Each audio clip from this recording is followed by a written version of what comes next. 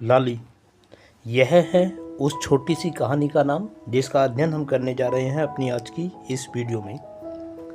दोस्तों, इस कहानी को हमने लिया है कक्षा 4 की पुरानी बाल भारती नाम की पाठ्य पुस्तक से, और इसी कहानी को आज की इस वीडियो के माध्यम से आप लोगों के सामने आज पेश किया जा रहा है, जिसमें एक जानवर के प्रति छोटी सी बच्ची के प्रेम को दिखाया गया है। आइए पढ़ते हैं इस कहानी को शुरू से लेकर अंत तक। एक ओर अरब सागर से और दूसरी ओर राजस्थान, मध्य प्रदेश और महाराष्ट्र से घिरा राज्य है गुजरात। इसी गुजरात में भारत की बहुमूल्य संपत्ति है गिर के वन और उनमें रहने वाले जीव जंतु। इस वन में सिद्धि नाम की एक जंगली जाति रहती है। मसीरा एक सिद्धि बालिका थी। उसके पास एक छोटा सा बकरी का बच्चा था। मसीरा ने उसका नाम रखा था लाली। वह लाली को बहुत प्यार करती थी। दोस्तों, खूबसूरत से चित्र में आप मसीरा को लाली को प्यार करते हुए देख सकते हैं। उसने उसके गले में एक घंटी बांध रखी थी। घंटी की टन टन से मसीरा को पता चल जाता था कि लाली कहाँ चल रही है। एक बार मसीरा बीमार पड़ गई। वह लाली को चराने जंगल में ना जा सकी। इसीलिए उसके पिता जुसाद ने लाली को गांव के अन्य पशुओं के साथ जंगल में चरने के लिए छोड़ दिया। फिर वह अपनी बीमार बेटी की दवा दारू में लग गया। जंगल में चरते चरते लाली अपने साथ की बकरियों से बिछुड़कर काफी दूर निकल गई। शाम होने पर सारे पशु लौट आए, पर लाली उनमें ना थी। जब जुसाद ने देखा कि लाली नहीं आई तो वह अपने कुछ साथियों को लेकर उसे ढूंढने चल दिया, पर इतने में ही बड़े जोर से बादल घिर आए और वर्षा होने लगी।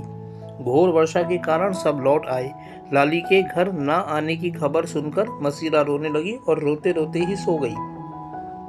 सुबह होते ही मसीरा जगी तो उसने पिता से पूछा, क्या मेरी लाली आ गई? नहीं बेटी, लाली कहीं जंगल में ही रह गई है, जुसाद ने अपनी चिंता को छिपाते हुए कहा। यह सुनते ही मसीरा रोने लगी। जुसाद ने कहा, रो मत बेटी, लाली जंगल में ही कहीं होगी, हम उसे ढूंढने जाते हैं। जुसाद अपने साथियों को लेकर जंगल की ओर चल दिया। जंगल में काफी खोजने पर भी जुसाद और उसके साथियों को लाली का कुछ पता ना चला। वे लौटने ही वाले थे कि उनमें से एक की नजर लाली के गले में बंधी रहने वाली घंटी पर पड़ी। यह देख उन्हें कुछ आशा बंधी, पर आसपास काफी खोजने के बाद भी लाली कहीं नहीं दिखाई दी। अब उन्होंने समझ लिया कि लाली को कोई जानवर खा गया है। यह सोचकर सब लौट पड़े, परंतु जुसाद लाली को खोज पाने की आशा में वहीं जंगल में भटकता रहा।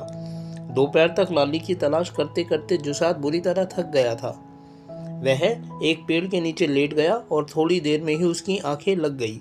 मैं की आवाज़ सुनकर जुसाद चौंक पड़ा। अरे, यह तो लाली है। लाली लाली, जोर से चिल्लाते हुए जुसाद उधर ही भागा जिधर से आवाज़ आ रही थी। उसे ना गड्ढों का ध्यान था ना पत्थरों का। उसे लग रहा था कि कोई जंगली जानवर लाली को दबोचे हुए है। गिरता पड़ता वह ऐसे स्थान पर पहुंचा जहां एक गहरी खाई थी। उसने नीचे झांका तो उसके प्राण सूख गए। नीचे खाई में लाली मिमिया रही थी और उससे कोई 100 कदम दूर एक सिंगनी लाली पर नज़र जमाए खड़ी थी। उसकी कोड़े सी लंबी पूंछ दाएं बाएं हिल रही थी। इस साक्षात मौत को सामने खड़ा देख लाली कांपने और मिमियाने के सिवा और कर भी क्या सकती थी। दोस्तों, चित्र देखिए आप, जिसमें एक सिंगनी के सामने किस तरीके से छोटी सी लाली खड़ी है। सिंगनी धीरे धीरे उसकी ओर बढ़ने लगी। जैसे ही लाली ने उसे अपनी ओर आते देखा, वह और भी जोर से मिमियाने लगी। जब सिंगनी लाली से कुछ ही दूर रह गई तो लाली उसी की ओर चल दी। सिंगनी के पास पहुंचने पर उसने गर्दन बढ़ाई और फिर वह उसे सूंघने लगी। सिंगनी धीरे धीरे गुर्रा रही थी और लाली कभी मैं करने लगती और कभी बड़े सहज भाव से उसे सूंघने लगती। 1 मिनट तो लाली और गिर की रानी नाक से नाक मिलाए खड़ी रही। जुसाद ने भय के मारे अपनी आंखें बंद कर ली।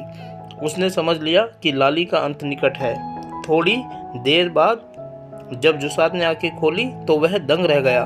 सिंगनी वापस जा रही थी और लाली बड़े मजे से घास खा रही थी। सिंगनी के इस प्रकार चले जाने के बाद जुसाद को होश आया।